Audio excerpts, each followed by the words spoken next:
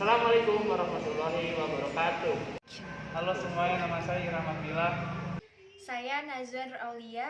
Nama saya Reni Kusumawati.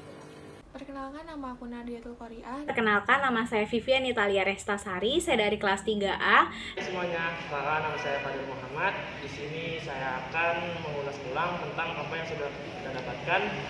Dan sebelum nonton, alangkah baiknya jangan lupa di komen, like, subscribe. Oke, langsung aja ke penjelasannya ya.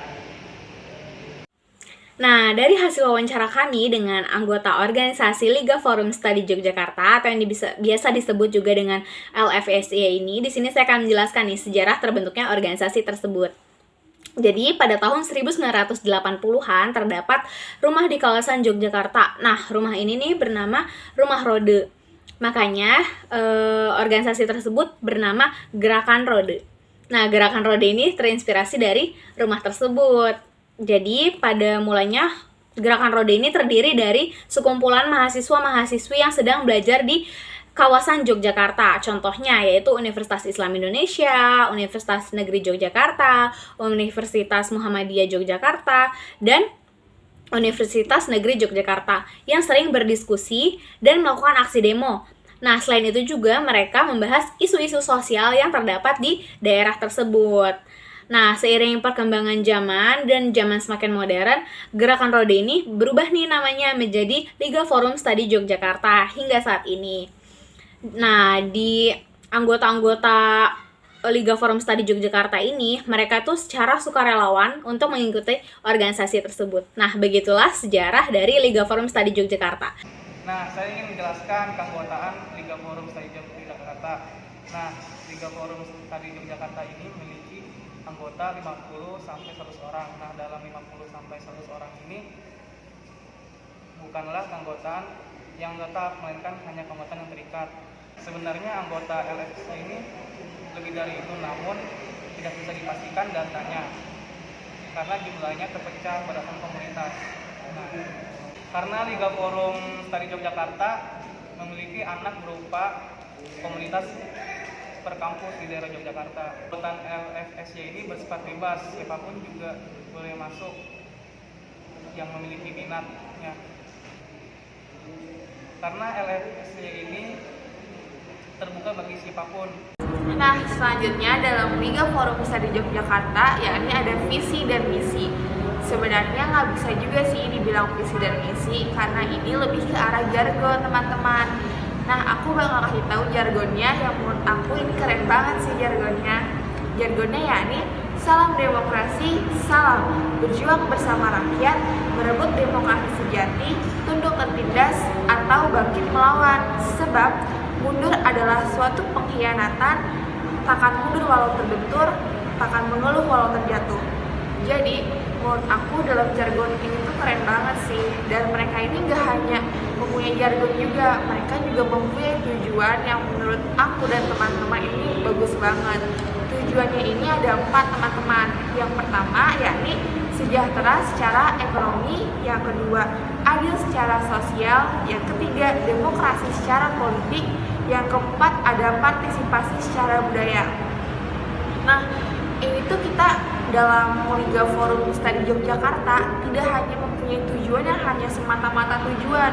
Mereka ini langsung terjun ke dalam lapangan untuk membuktikan bahwa mereka ini mempunyai tujuan yang benar-benar tercapai. Selanjutnya yaitu aliran informasi. Aliran informasi yang digunakan dalam Liga Forum Studi Yogyakarta ini adalah komunikasi horizontal, yang mana komunikasi horizontal terdiri dari penyampaian informasi di antara rekan sejawat di dalam unit kerja yang sama. Unit kerja meliputi individu-individu yang ditempatkan di tingkat otoritas yang sama dalam sebuah organisasi dan memiliki atasan yang sama. Menurut sumber, setelah diwawancara, ketika mengadakan diskusi, pengambilan keputusan, itu dilakukan secara bersama-sama. Tidak ada yang namanya senioritas atau junior, tidak ada yang baru, tidak ada yang lama. Bahkan mereka membuat peraturan yang tidak tertulis, yaitu memanggil nama anggota tanpa K, Bang, melainkan langsung dengan nama panggilan. Jadi menghilangkan senioritas atau membangun tradisi yang baik. Aliran informasi horizontal ini juga berpengaruh kepada pengambilan keputusan, yaitu dari sumber tidak menerapkan sistem voting, karena menurut sumber voting tidak efektif untuk mengambil sebuah keputusan, karena meskipun suara terbanyak yang diambil dari voting belum tentu menghasilkan jawaban yang terbaik, tetapi dari musyawarah mufakat dan dari hak-hak bicara semua anggota itu kita bisa menjadi tahu mana jawaban yang terbaik. Halo semua, saya akan menjelaskan tentang struktur dan kepemimpinan dari organisasi Liga Forum Studi Jogja, di mana struktur ini tidak seperti yang biasa kita ketahui di organisasi-organisasi yang ada di lingkungan kita. Yang ada di lingkungan kita biasanya mencangkup ketua, wakil ketua, bendahara, sekretaris, atau seksi atau divisi yang lainnya.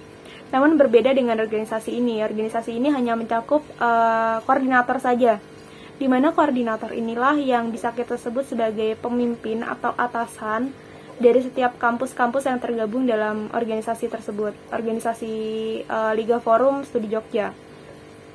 Dari struktur tersebut yang membuat saya sedikit heran, karena strukturnya hanya mencakup koordinator, namun kepemimpinannya itu tidak kalah sukses dan sudah sangat baik, sudah sangat bagus seperti organisasi-organisasi biasanya. Meskipun tidak ada yang dinamakan ketua, seperti yang dikatakan oleh salah satu koordinator anggota dari Liga Forum Studi Jogja ini, beliau mengatakan bahwa semuanya adalah pemimpin dan tidak takut juga untuk dipimpin. Beliau pun mengatakan ada beberapa koordinator yang memiliki tanggung jawab, yang memiliki tugas dari kampusnya masing-masing yang tergabung dalam organisasi ini. Lalu jika ada isu-isu terhangat atau berita-berita terhangat yang hangat dibicarakan di masyarakat, semua koordinator berkumpul untuk membahas isu tersebut, untuk berdiskusi, mencari jalan yang terbaik, mencari jawaban yang terbaik dengan cara musyawarah mufakat. Lalu disampaikan kepada yang lainnya supaya yang lainnya juga mengetahui apa isi pembahasan dari diskusi tersebut dan bagaimana keputusannya, bagaimana jalan keluarnya. Dan yang membuat saya terkagum, sistemnya juga tidak adanya senioritas. Beliau mengatakan bahwa di organisasi ini tidak adanya senioritas karena mereka memiliki keinginan untuk meminimalisir budaya senioritas. Pembahasan selanjutnya yaitu motivasi dalam berorganisasi. Di organisasi Liga Forum Studi Yogyakarta ini tentunya pasti memiliki motivasi dalam organisasi, sehingga organisasinya stabil, berjalan terus-menerus. Dan salah satunya adalah membangun hubungan interpersonal yang baik dari anggota satu ke anggota lainnya. Jadi selain mereka menjalankan kegiatan-kegiatan mereka, event atau isu diskusi yang lainnya, mereka tuh membangun sebuah hubungan interpersonal yang baik berupa mengadakan kegiatan-kegiatan santai atau kumpul-kumpul santai di dalam rumah roda tersebut. Jadinya organisasi ini tetap berjalan stabil karena tanpa mereka sadari hubungan interpersonal yang mereka bangun di kala santai itu membantu menstabilkan jalannya organisasi ini.